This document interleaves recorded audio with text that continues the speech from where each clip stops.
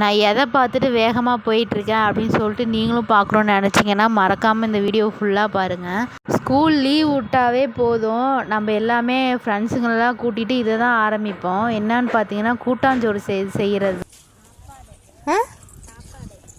சாப்பாடா?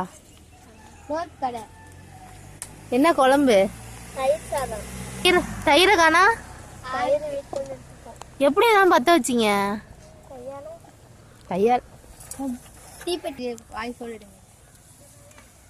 நீ தான் சமைக்கிறியா? பாப்பா நீ தான் சமைக்கிறியா? உப்பு போட்டியா சாப்பாடுல? காட்டு, எடுத்து காட்டேன். சோறு வெந்துருச்சு. கொல கொலன்னு அடிப்பீங்களா?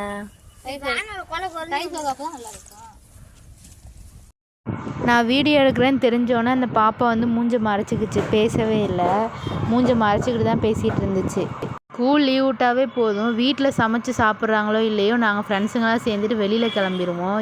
எந்த வீட்டில் வந்து மரம் நிழல் இருக்கோ அந்த வீட்டை வந்து நாங்கள் சூஸ் பண்ணி எடுத்துகிட்டு நாங்கள் அங்கே செட் பண்ண ஆரம்பிச்சிடுவோம் ஜாமான்லாம் வச்சுக்கிட்டு. ஆனால் இந்த பாப்பா வச்சுருக்கிறது வந்து எல்லா ஜாமானுமே சூப்பராக இருக்குது.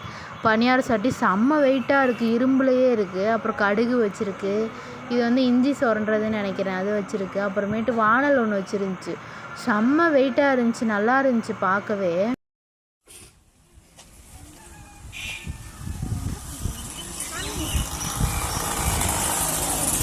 யார் வாங்கி கொடுத்தான்னு கேட்டால் எங்கள் மாமா தான் வாங்கி கொடுத்தாங்க அப்படின்னு சொல்லிச்சு அந்த பாப்பா. சூப்பராக இருந்துச்சு வானலும், அந்த பனியார சட்டி எனக்கு ரொம்ப பிடிச்சிருந்துச்சு. சாப்பாடுன்னு கேட்டதுக்கு இந்த பாப்பா வந்து நாங்கள் தயிர் சாதம் தான் செய்ய போகிறோம் அப்படின்னுச்சு. வெயிலுக்கு ஏற்ற சாப்பாடு தான் அப்படின்னு சொல்லிட்டு நானும் பார்த்துக்கிட்டு இருந்தேன். சூப்பராக இருந்துச்சு, அந்த மரத்தடி கீழே அந்த காற்றோட நல்லா இருந்து பார்க்கவே ஆசையாக இருந்துச்சு. நான் அந்த இடத்த விட்டு போகிற வரைக்குமே அந்த பாப்பா மூஞ்ச காட்டவே இல்லை.